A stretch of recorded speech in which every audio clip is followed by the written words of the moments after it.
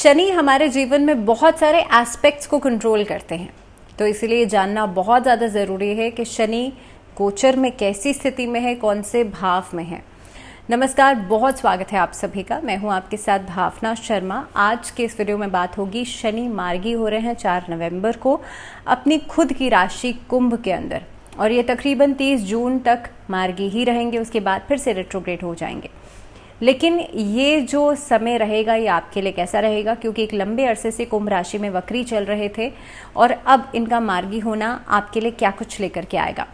ये जो सीरीज चल रही है इसमें हम लगातार हर एक राशि के बारे में बात कर रहे हैं, और इस वीडियो में बात होगी मेनली कर्क राशि वाले लोगों के बारे में, यानी कि कैंसेरियंस के लिए ये जो समय रहेगा, ये जो स्थिति रहेगी वो कैसी रहेगी। सबसे पहली चीज़ तो ये है कि कर्क राशि जो है, अब चंद्रमा और शनि में आपस में मित्रता नहीं है, तो इसीलिए अगर मैं चंद्रमा के लिहाज से देखूं या कर्क राशि वाले लोगों के या कर्क राशि की जो चार्ट बनता है उसके लिहाज से देखूं, तो शनि आपके लिए अष्टम भाव में गोचर करेंगे। 8th हाउस में शनि का गोचर बहुत अच्छा नहीं होता है। अष्टम भाव में जब शनि गोचर करेंगे तो पहली स्थिति तो ये बनती है कि सडन एक्सीडेंट्स, सडन लॉसेस, इस तरह की इंजरी, सडन इंजरीज, इस तरह की चीज़ों से आपको बहुत ज़्यादा सावधान रहना है। इससे पहले कि मैं इस वीडियो के बारे में पूरा आपसे चर्चा करूं, एक छोटी सी चीज़ ये है कि कई लोग ऐसे समझते हैं कि भाई वीडियो में बहुत ज़्यादा कुछ नेगेटिव बताया जा रहा है, तो ज़रूरी नहीं है कि आपके साथ सब कुछ हो ही जाएगा। पॉसिबिलिटीज़ ये बनती हैं कि इस तरह के योग बनते हैं। एस्ट्रोलॉजी इज़ जस्ट फॉर कि आप भाई एक कैलकुलेशन है, उसके अकॉर्डिंगली जो ये योग बन रहा है आप उससे बिल्कुल सावधानी बरत सकते हैं, क्योंकि शनि जब अष्टम भाव में आते हैं, अष्टम भाव आपके लिए सडन एक्सीडेंट्स का होता है, सडन लॉसेस का होता है, इंजरीज का भी होता है। तो कहीं ना कहीं पे इस तरह की चीज़ों से आप खुद को बचा सकते हैं। तो ये एक बचाव के तौर पर एक तरह की प्रिकॉशन आप ले सकते हैं। इसीलिए इसको नेगेटिव एस्पेक्ट में नहीं लीजिएगा। और ख़ास तौर पे देखिए, कर्क राशि वाले जो लोग होते हैं, चंद्रमा की राशि है, नेगेटिव भी सोचते हैं, पॉजिटिव भी सोचते हैं, लेकिन नेगेटिव एस्पेक्ट थोड़ा सा ज़्यादा रखते हैं ऐसे लोग। अगर आपकी कुंडली में चंद्रमा या राहु का कॉम्बिनेशन है, चंद्रमा की डिग्री बहुत अच्छी नहीं है, चंद्रमा बहुत अच्छे भाव में नहीं है, तो ऐसे लोग अक्सर बहुत नेगेटिव ज़्यादा सोचते हैं। तो ये आपके अपने हाथ में है। देखिए, जितना मर्जी आप नकारात्मक सोच लीजिए, जितना सकारात्मक सोच लीजिए, it all depends on your mind. तो इसीलिए ज़रूरी ये है कि हम इसको थोड़ा सा पॉजिटिव एस्पेक्ट में लेकर के चलें। अब अष्टम भाव में शनि आपके लिए गोचर करेंगे। एक दृष्टि जाती है आपके दशम भाव पर, आपका जो 10th हाउस है, जो कि आपका कर्म स्थान है। अब सबसे इम्पोर्टेंट ये है कि आप इसके रिजल्ट को समझते कैसे हैं। पहली बात तो यह है कि जब 10th हाउस पर दृष्टि डालेंगे तो शनि जो है वो शनै शनै चलते हैं, यानी कि बहुत धीरे गति में चलते हैं, और जब मार्गी हो जाएंगे तो इनकी जो गति है वो अभी तक जो आपको रिजल्ट्स मिल रहे थे इससे थोड़ी सी स्लो हो जाएगी। हालांकि मुझे ऐसा लगता है कि कर्क राशि वाले लोगों के लिए अभी तक कहीं ना कुछ चीज़ें अटकी हुई थी, पॉसिबिलिटीज़ बन रही थी, काम आप सोच रहे थे हो नहीं पा रहा था, इस तरह की स्थितियाँ बन रही थी, लेकिन अभी भी इस तरह की स्थितियाँ बनी रहेंगी। तो अगर आप अभी तक प्रमोशन की उम्मीद लगा रहे थे तो प्रमोशन होगा, लेकिन कुछ समय इंतज़ार करने के बाद। तो आपको पेशेंस ज़रूर रखनी पड़ेगी। तो ध्यान रखिएगा इस चीज़ को। मैं ये नहीं कह रही हूँ आपका काम होगा नहीं, आई एम जस्ट सेइंग कि थोड़ा सा समय लेकर के होगा। इसीलिए शनि के जो रिजल्ट्स की हम बात करते हैं तो उसमें थोड़ी सी धीमी गति आप देखते हैं। तो जो भी कंट्रीब्यूशन या जो भी एफर्ट्स आप अभी तक अपनी डाल रहे थे किसी भी कार्य के लिए, उसमें आपको रिजल्ट्स थोड़ी सी धीमी गति से मिलेंगे, लेकिन मिलेंगे ज़रूर। वहीं दूसरी तरफ एक दृष्टि जो जाती है वो आपके धन भाव पर जाती है। तो देखिए, कर्म भाव स्लो हो गया, वहीं दूसरी तरफ आपका जो धन भाव है वहाँ से पैसा आने की जो एक स्पीड है उसको भी स्लो कर दिया है।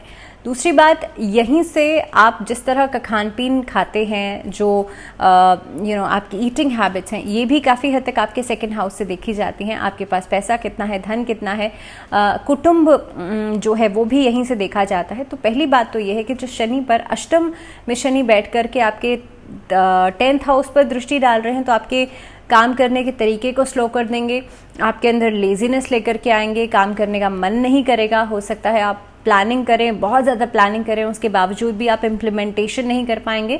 तो उसके लिए देखिए, कुछ चीज़ों से खुद को मोटिवेट करना पड़ेगा।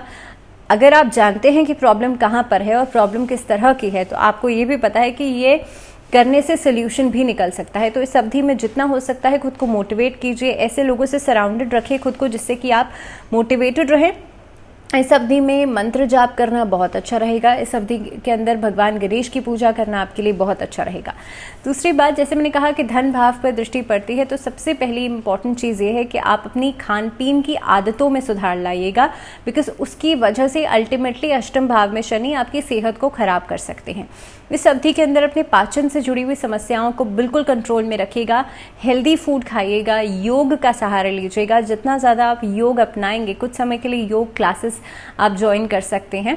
कुछ समय के लिए आप कोशिश करें कि भाई इस अवधि में, क्योंकि देखिए शनि जो है वो अष्टम भाव से नवम भाव की तरफ मूव कर रहे हैं, तो ऐसा नहीं है आपको पूरी तरह से नेगेटिव ही रिजल्ट्स देंगे।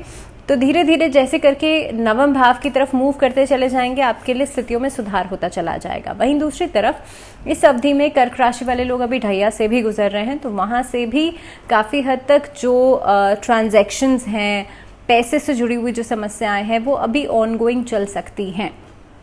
सेकेंडली, जैसे मैंने कहा, सेकेंड हाउस पर दृष्टि पड़ रही है, धन भाव पर दृष्टि पड़ रही है, तो यहाँ पर आपका पैसा जो है वो ब्लॉक्ड हो सकता है। कहीं से पैसा आना है, कोई डेप्ट क्लियर होना है, उन चीज़ों में रुकावटें देखी जा सकती हैं। यहाँ पर कुटुंब के अंदर कई सारी बातों को लेकर के समस्याएं उठ सकती हैं। कुछ ऐसे डिस्प्यूट्स उठ सकते हैं जिसकी वजह से आपस में क्लैशेस या स्ट्रेस या एंग्जाइटी थोड़ी सी बढ़ेगी। तो उसके लिए आपको करना सिर्फ इतना है कि इस अवधि के अंदर कपूर से धुनी अपने पूरे घर में ज़रूर दीजिएगा डेली संध्या काल के समय।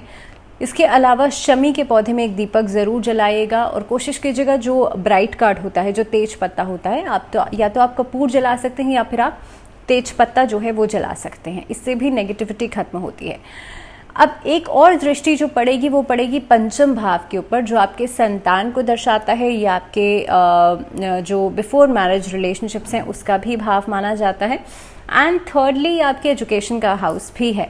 अब यहाँ पर दृष्टि पड़ने की वजह से जैसे मैंने कहा कि आपके एफर्ट्स जो पढ़ाई लिखाई के लिए आप डालने वाले हैं उसमें थोड़ी सी स्पीड कम देखी जा सकती है। अब फिफ्थ हाउस पर दृष्टि पड़ने की वजह से इस अवधि के अंदर स्टूडेंट्स जो हैं उसमें लेजीनेस काफ़ी ज़्यादा रहेगी, स्ट्रेस थोड़ा सा ज़्यादा बढ़ जाएगा। दूसरी बात, इस अवधि में जो प्रेग्नेंट लेडीज़ हैं उनको थोड़ा सा ज़्यादा सावधानी बरतने की ज़रूरत है। संतान सुख या संतान की उत्पत्ति जिन लोगों के घर में होने वाली है, आप लोग कोशिश कीजिएगा ऐसा माहौल नहीं बनाएं कि भाई एंग्जाइटी बढ़े, स्ट्रेस बढ़े। कोशिश कीजिएगा जितना ज़्यादा आप जो हैं जिनकी संतान उत्पत्ति होने वाली है उनको आप जितना ज़्यादा स्ट्रेस फ्री रखेंगे उतना ही अच्छा रहेगा।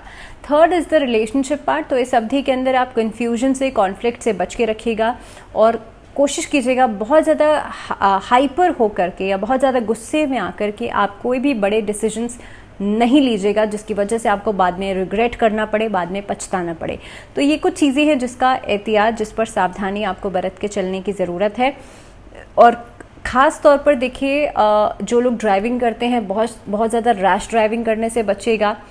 गैम्बलिंग में, स्टॉक्स में, शेयर मार्केट में बहुत रिस्क लेकर के कोई भी इन्वेस्टमेंट करने से बचेगा, क्योंकि वहाँ पर भी सडन लॉसेस नज़र आते हैं। सडन कोई ऐसी चीज़ें नज़र आती हैं कि भाई अचानक से कोई लॉस हो गया और आप फाइनेंशियल लॉस से गुजरेंगे। तो कहीं ना कहीं पे इन चीज़ों को लेकर के थोड़ा सा सावधानी बरतिएगा। उपाय मैंने आपको बता ही दिया है। इसके अलावा शनि चालीसा या शनि स्तोत्र का पाठ करना आप लोगों के लिए अच्छा रहेगा, या फिर अगर आप हेल्थ इशू से बहुत ज़्यादा गुजर रहे हैं तो महामृत्युंजय मंत्र का पाठ करना भी आप लोगों के लिए अच्छा रहेगा।